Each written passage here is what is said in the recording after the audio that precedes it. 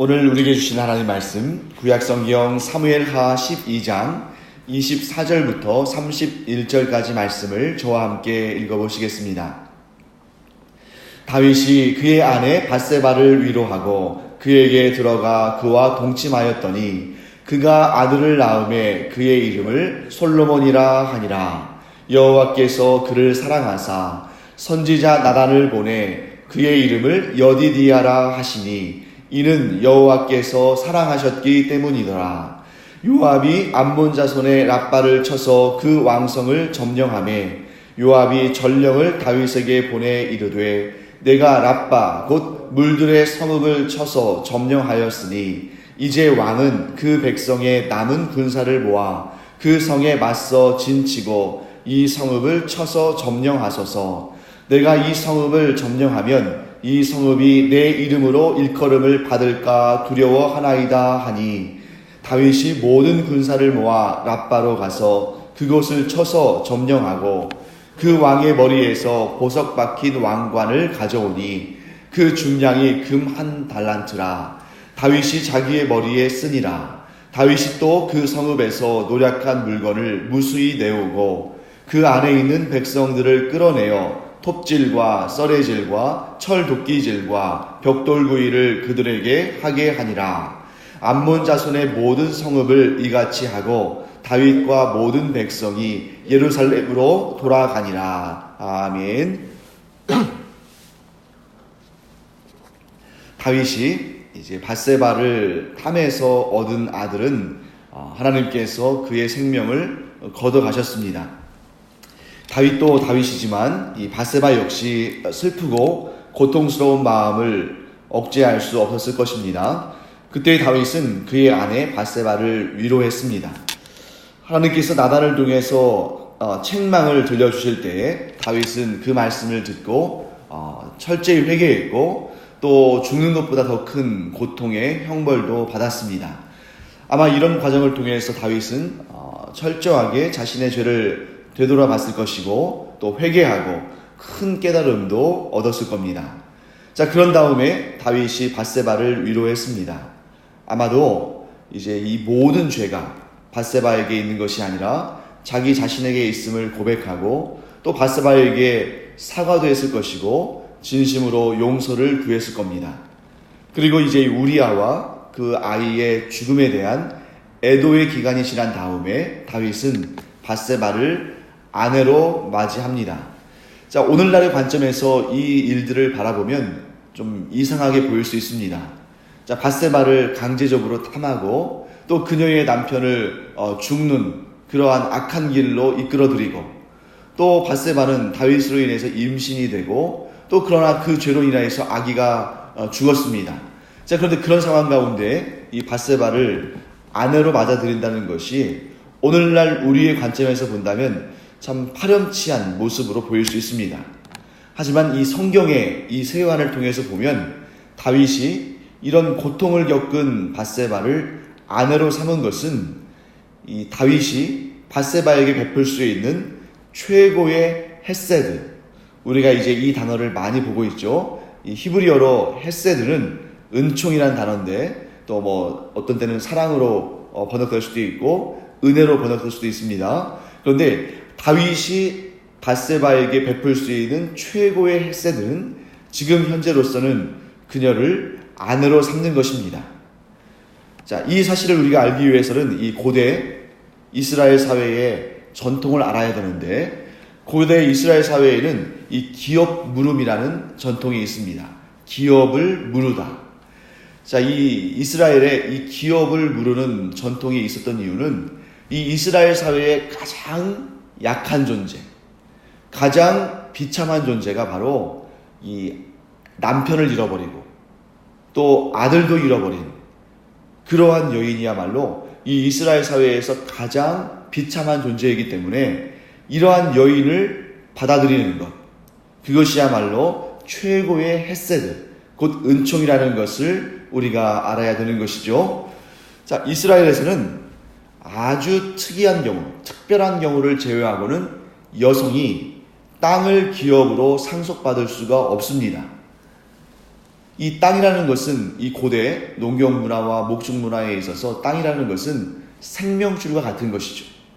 그런데 이 여인이 남편을 잃어버리고 그 아들마저 없다면, 그리고 거기에 남성으로서의 그 어떤 손주들까지도 없다면 아마도 이 여인은 이 땅에서 생명을 부지하기가 매우 어려운 상태가 되는 것입니다. 그렇기 때문에 이렇게 남편도 잃고 아들도 잃고 또 남자인 손주까지 없는 상황이라면 이 여인의 생활의 안정과 품위를 지켜줄 것이 아무것도 없다 하는 그런 상황인 것이죠. 그때에 누군가가 이 여인을 아내로 맞이한다면, 이것은 자손을 남기기 위한 그런 방법보다도 이 여인의 생활의 안정과 생명을 지키는 일과 또 품위를 지키는 일을 위해서 꼭 필요한 일이었습니다. 여러분, 이 땅을 상속받지 못한다는 것은 이제 삶의 토대가 무너지는 것이죠. 그래서 이러한 남편이 죽고 또 아들도 없고 또 손주도 없고 이런 상황에서는 이들을 위한 최소한의 이 생명을 유지할 수 있는 사회적인 안전장치가 있기는 있었습니다.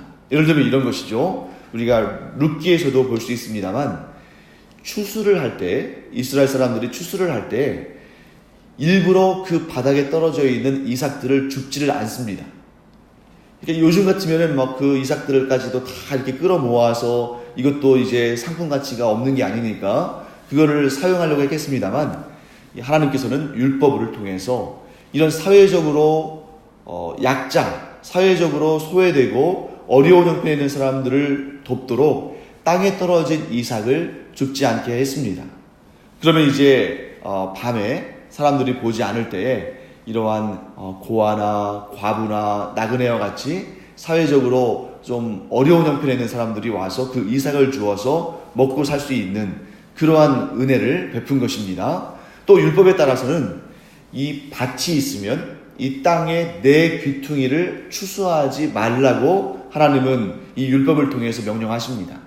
그럼 그 땅의 내 귀퉁이는 누구의 몫으로 돌아가는 거겠습니까? 그것은 역시 이런 과부나 고아나 또 나그네나 이렇게 사회적으로 어려운 형편에 있는 사람들에게 돌려지는 것입니다.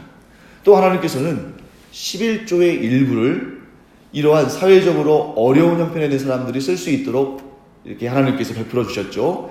그래서 자기의 소득의 10의 1을 하나님께 11조로 바치면 이 11조가 어느 날 갑자기 이렇게 우리 눈에서 사라져서 하늘로 올라가는 것이 아니라, 하나님은 이 11조를 드린 그 신앙을 기쁘게 받으시고 이 11조 자체는 하나님께서 특별히 돌보시는 사람들에게 이렇게 배분해 주시는 것입니다.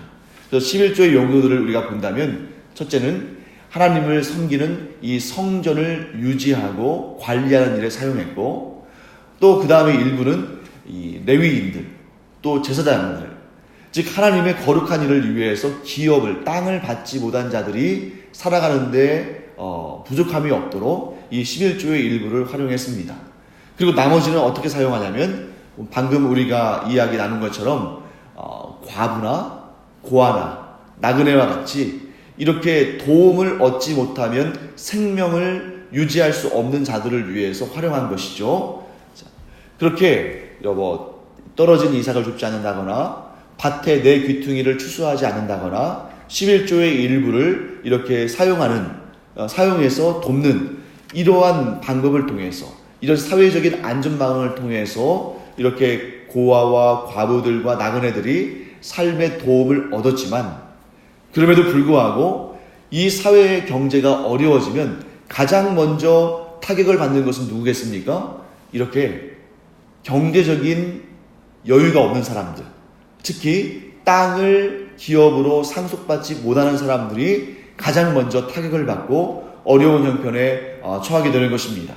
자, 그렇기 때문에 이 밧세바는 우리아도 죽고 그 아기도 죽었기 때문에 지금 현재 이 이스라엘에서 가장 열악한 상황 가운데 있는, 가장 위기의 상황 가운데 있는 사람이고, 이런 사람을 다윗이 자기의 아내로 받아들인다는 것은 그녀가 얻을 수 있는 최고의 은총을 베풀어 준 것입니다. 그래서 어떻게 보면 우리가 이 당시에 이런 사회 문화적인 환경과 상황을 알지 못한 상태에서 이 말씀을 보면 남편도 죽이고 그로 말미암아 그 죄악 가운데 얻은 아기도 죽고 그런 상황 가운데 밧세바를 아내로 맞이하면 밧세바가 다윗을 바라보면서 얼마나 그 평생토록 힘들고 고통스러울까 이렇게 생각할 수 있습니다만 이스라엘의 문화와 이스라엘의 이러한 상황들을 통해 보면 밧세바는 다윗을 원망하거나 미워하거나 싫어한 것이 아니라 매우 다윗에게 고마워하고 그가 베푼 은총에 대해서 너무 감사해하고 그의 삶이 이제는 안정되고 평화를 누리게 됐다 하는 그러한 내용을 우리가 알게 되는 것입니다. 자, 그래서 하나님께서 이 밧세바에게 평안을 가져다 준 다윗을 기뻐하십니다. 그 근거를 우리가 어디에서 볼 수 있냐면 다윗과 밧세바가 정식으로 결혼한 다음에 하나님께서 그 둘 사이에 누굴 주셨습니까? 솔로몬을 주신 것이죠. 다윗이 밧세바를 평화롭게 했기 때문에 하나님께서 다윗과 밧세바에게 상으로 평화로운 아들을 주신 것입니다. 그래서 이 솔로몬이라는 이 이름은 히브리어로 살람이라는 이 어원으로부터 비롯이 되는데 솔로몬은 살람이라는 단어에서 유래가 됐는데 이 살람이라는 단어는 평화스러운이라는 의미를 갖습니다. 그래서 우리가 이제 또 이스라엘식의 인사법으로 샬롬이라는 인사를 알고 있죠. 이 샬롬이라는 인사가 평화롭습니까?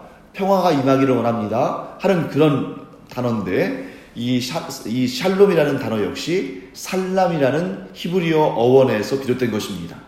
자, 이처럼 하나님께서 다윗과 밧세바에게 솔로몬을 주신 것은 다시 그들에게 평화를 회복시켜 주신다 하는 그런 의미를 갖는 것입니다. 또한 하나님께서는 이 솔로몬을 사랑하셔서 친히 이름을 지어주시고 그 이름을 나단을 통해서 전달하시죠. 그때 그 이름은 뭐냐면 여디디아입니다. 솔로몬에게는 이름이 두 개가 있는 겁니다. 아마 이 솔로몬이라는 이름은 다윗이 지었겠죠.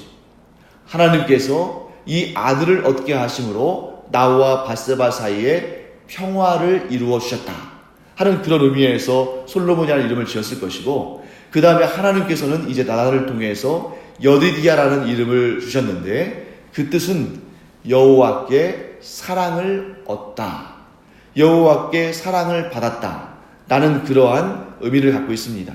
솔로몬은 이 두 개의 이름을 갖고 있었고 그 두 개의 이름을 통해서 하나님이 주신 평화, 하나님이 주신 사랑이라는 그런 귀한 의미를 어려서부터 이제 마음에 새기고 자랐을 것입니다.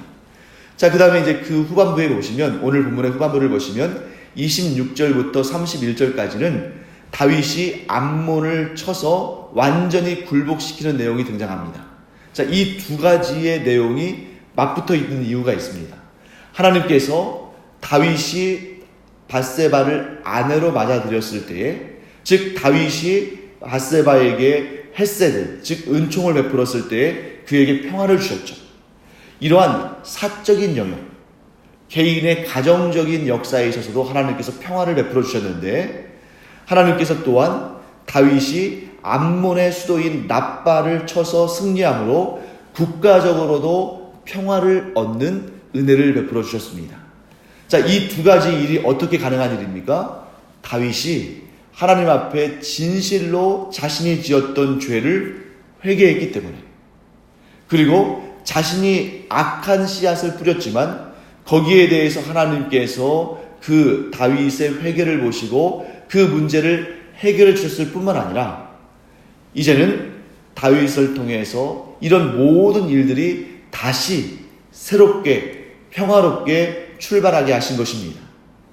그래서 다윗이 밧세바를 아내로 맞아들여서 이 밧세바가 이제 새로운 인생을 출발할 수 있도록 다윗이 도왔고, 그런 모습을 보시면서 하나님께서는 이제 이 암몬을 패배시키시고, 즉 다윗이 암몬에 대해서 승리하게 하심으로 말미암아 나라도 다시금 평화로울 수 있도록 하나님께서 은혜를 베풀어 주신 것입니다. 자, 이 암몬과의 전쟁은 이 사무엘하 10장에서부터 시작이 되죠. 그런데 이 밧세바와 다윗 사이에 간통이 있을 때, 그들이 악한 일을 저지를 때에도 암몬과의 전쟁은 진행 중이었습니다. 그리고 바세바의 남편인 우리아도 바로 이 암몬과의 전쟁 중에 사망했습니다. 자, 그러나 이제 하나님께서 다윗이 개인적인 영적인 문제를 가지고 하나님 앞에 회개했을 때에 이 전쟁을 드디어 마무리하시고 이스라엘에게 평화를 주시는 것입니다. 자, 이스라엘은 결국 암몬과의 전쟁에서 승리하고 암몬의 수도인 랍바를 점령합니다. 그때 이 전쟁의 최전선에서 전쟁을 이끌었던 군사령관, 이스라엘의 군사령관인 요압이 뭐라고 말하냐면 다윗에게 사람을 보내서 얼른 남은 군사들을 이끌고 와서 이 암몬의 수도인 랍바를 점령하라고 요청을 합니다. 자, 왜 그랬습니까? 만일 내가, 즉 이 요압이 내가 이 랍바를 쳐서 점령하면 이 도시의 이름이 자신의 이름으로 부르게 될 그럴 상황이 있을 수 있기 때문에 그렇게 해서는 안 되겠다. 이 도시의 이름이 다윗의 이름으로 불려지기를 원한다 해서 이제 다윗이 와서 이 전쟁의 마무리를 하게 하는 것입니다. 자, 이런 모습을 볼 때 누가 봐도 요압은 다윗에게 충성스러운 신하죠. 자기가 얼마든지 이 전쟁을 마무리하고 사람들이 자기의 이름을 칭송하고 자기를 높여줄 수도 있는데, 그런데 나는 그걸 원치 않는다. 이 암몬의 수도는 다윗에게 돌려줘야 한다 하고 다윗을 불러들이는 것을 봅니다. 이처럼 누가 보기에도 겉으로는 요압은 다윗에게 충성스러운 사람이었지만 여기에서 우리가 분명히 한 가지 알아둬야 할 일이 있습니다. 그것은 뭐냐면 요압이 다윗에게 보인 충성은 사실은 맹목적인 충성이었다는 것이죠. 맹목적인 충성은 매우 위험한 일입니다. 왜냐하면 우리가 이전의 일을 볼 수 있죠. 자, 다윗이 자기의 죄 가운데에 우리아를 제거하고자 했을 때 그 사실을 누구에게 전했습니까? 우리아에게 편지를 써가지고 요압에게 전달했죠. 그리고 그 편지의 내용은 뭐냐면 우리아를 전쟁 중에 가장 위험한 자리에 보내서 우리아가 그들에게, 즉 적군들에게, 여기 나오는 암몬 사람들이죠. 암몬 사람들에게 죽게 만들어라. 나는 그런 메시지를 전달했는데 요압이 진실로 다윗에게 충성스러운 신하였다면 그 편지를 읽고 어떻게 반응해야 했을까요? 요압은 그 편지를 읽고 다윗이 우리아를 죽이려 한다는 것을 알고 그 계획을 듣고는, 그 계획을 깨닫고는 착착착착 자기가 모든 시나리오를 짜서 결국 우리아를 죽게 만듭니다. 그런데 만일 우리아가 진정 다윗에게 충성된 신하였다면 그런 악한 일, 곧 하나님 보시기에 악한 죄악을 저지르지 못하도록 다윗을 막았어야 했죠. 그런데 요압이 다윗에게 보인 충성은 맹목적인 충성이었고 그 맹목적인 충성이 위험한 이유는 이 일로 인해서 다윗이 하나님의 심판을 받을 수 있다는 사실을 간과했다는 것입니다. 즉 맹목적인 충성이 위험한 것은 자기의 주군인 다윗에게 충성하기 위해서라면 하나님 보시기에 악한 일, 즉 죄도 서슴없이 할 수 있다는 것이죠. 즉 요압의 충성이 올바른 충성이 아닌 것은 자기의 진정한 왕은 다윗이 아니라 하나님이심을 잊고 있었다는 것입니다. 우리가 행할 수 있는 최고의 충성, 우리가 베풀 수 있는 최고의 사랑은 우리 위에 하나님이 계시다는 것을, 하나님께서 진정한 왕이시라는 것을 깨닫고 어떤 경우에도 하나님께서 싫어하시는 죄의 길로 가지 않는 것, 또 내가 사랑하고 내가 섬기는 사람이 왕이라 할지라도 하나님 앞에서 죄를 짓지 않도록 그를 도와주는 일이야말로 진정한 충성이다 하는 것을 우리가 알게 됩니다. 그래서 여러분, 이 성경에는 지금 요압과 누구를 대조하고 있냐면 요압과 대조되는 인물 선지자 나단을 소개합니다. 나단과 요압, 인간적으로 보면 둘 다 다윗의 신하죠. 그런데 요압은 다윗에게 충성하기 위해서 하나님 앞에 죄를 짓는 일도 용인하고 오히려 그것을 도왔습니다. 반면에 나단은 어떠냐면, 나단이 다윗의 죄를 꼭 꼬집어서 말할 때, 만일 다윗이 악한 마음을, 즉 하나님 앞에 회개하지 않고 끝까지 악한 마음을 가졌다면 그 자리에서 나단을 죽일 수도 있었습니다. 나단 역시 그럴 가능성도 있다는 것을 알면서도 그는 하나님의 말씀을 있는 그대로 다윗에게 가서 전했습니다. 즉 나단은 자기의 생명을 아끼지 아니하고 하나님의 말씀을 있는 그대로 전하는 그 일에 충성을 다한 것이죠. 나단과 요압 둘 중에 누가 진정 충성스러운 사람인가? 바로 나단이야말로 진정한 충성된 사람이다. 그래서 다윗에게 나단이 있었기 때문에 다윗은 하나님의 은총을 얻게 됩니다. 그런데 만일 나단이 없고 요압만 있었다면 다윗은 계속적으로 하나님 앞에 범죄할 그런 위험한 인생을 살 수밖에 없는 것이죠. 당장 입에는 쓰지만 이런 나단 같은 사람이 있어야만 다윗은 계속적으로 하나님의 은혜 가운데 머물 수 있습니다. 사랑하는 성도 여러분, 우리가 때로는 우리의 가까운 사람들이, 오히려 우리와 멀리 있는 사람들은 상관없는데 우리의 가까운 사람들이 하나님 앞에 죄를 지을 때에 내가 그 사람과 가깝기 때문에 오히려 그 죄를 덮어주고 오히려 그 죄에 대해서 아무 문제 없는 것처럼 이렇게 그 사람을 부추기기도 하고 또 그 사람의 죄에 눈 감아주기도 하고 이런 경우들이 있을 수 있습니다만 그것은 진정한 사랑이 아니다. 그것은 진정한 충성이 아니다 하는 것을 이 본문의 말씀을 통해서 알 수 있습니다. 진정 사랑하는 방법, 진정 충성하는 방법은 하나님 앞에 죄를 짓지 않도록 돕는 것이고 견제해 주는 것입니다.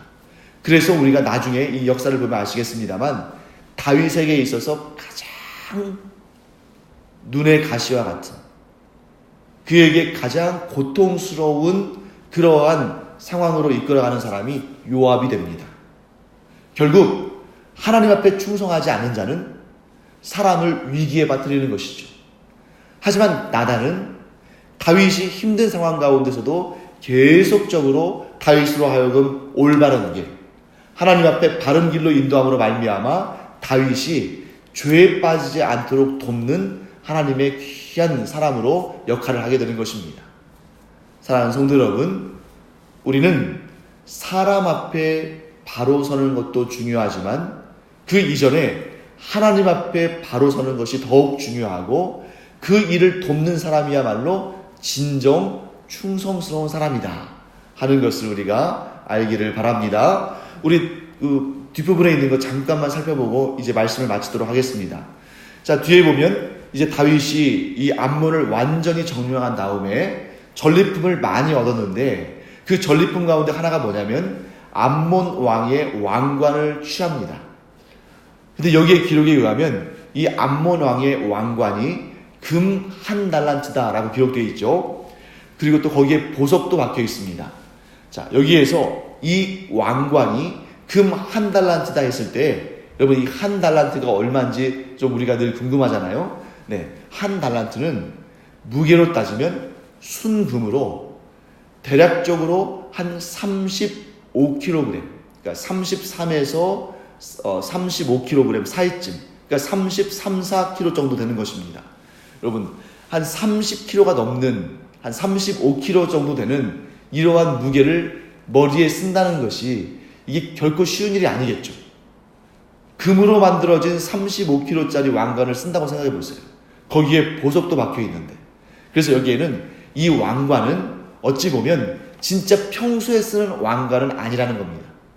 그러니까 왕의 대관식이나 또는 왕의 상징물로 사용되는 그 왕의 대관식 때나 상징물로 사용되는 그런 상징적인 왕관인 것이죠. 그래서 여기에서 이 다윗이 이 왕관을 머리에 썼다는 것도 꼭 머리에 썼다기보다는 어떤 의미에서는 암몬 전체를 다스리는 자가 되었다.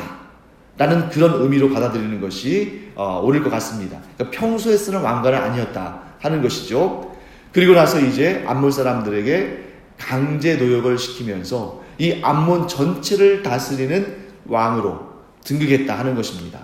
결국 하나님께서는 다윗에게 일상의 삶으로, 이전에 하나님께서 다윗을 도우셨을 때에 일상적으로 일어났던 일로 다윗을 복귀시키신 거죠. 그 중심에는 무엇이 있었습니까? 다윗의 철저한 회개가 있었다 하는 것을 알게 됩니다. 여러분, 인간은 죄를 짓지 않고 살 수 있는 존재는 아닙니다. 어떤 경우에도 인간이 완벽할 수는 없기 때문이죠. 그러나 다윗을 통해서 우리가 알게 되는 것은 무엇입니까? 죄를 지었다 할지라도 얼마나 빨리 또 얼마나 철저하게 하나님 앞으로 돌아오느냐, 이것이 가장 중요한 우리가 깨달아야 할 교훈인 줄 믿습니다. 그래서 우리는 분명히 이렇게 우리 스스로 고백하기 바랍니다. 나는 죄를 짓지 않고 살 수 있는 존재는 아니지만, 그러나 내 안에 죄가 자리 잡을 때에 누구보다 빨리 예수 그리스도의 보혈의 공로를 의지해서 그 죄를 회개하고 사함받는 그런 하나님 앞에 충성된 사람이 되어야겠다. 이 마음을 마음에 새기고 늘 하나님 앞에 거룩한 자로, 회복되어지는 자로 서기를 간절히 축원합니다. 기도하겠습니다. 하나님, 주님의 은혜를 감사드립니다. 오늘 다윗이 비록 죄를 지었지만 즉각적으로 회개하고 하나님 앞에 섰을 때에 하나님께서 회복시켜 주시고 평화를 주시고 다시 일상의 삶으로 복귀할 수 있도록 은혜를 주신 것을 보게 됩니다. 하나님, 저희도 그와 같게 하여 주시기를 간절히 원합니다.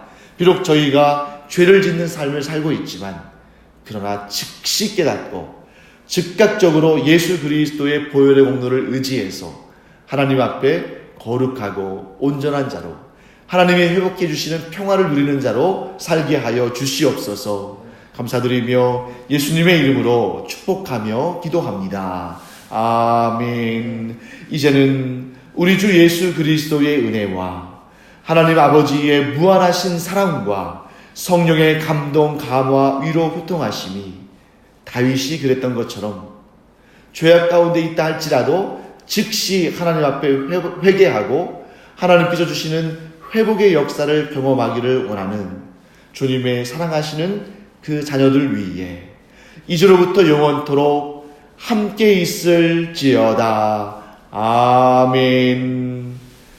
우리 안에 이 시간 기도할 때에 하나님께서 주시는 회복의 역사, 하나님께서 주시는 평화의 역사를 경험하는 복된 날 되기를 원합니다. 기도하겠습니다.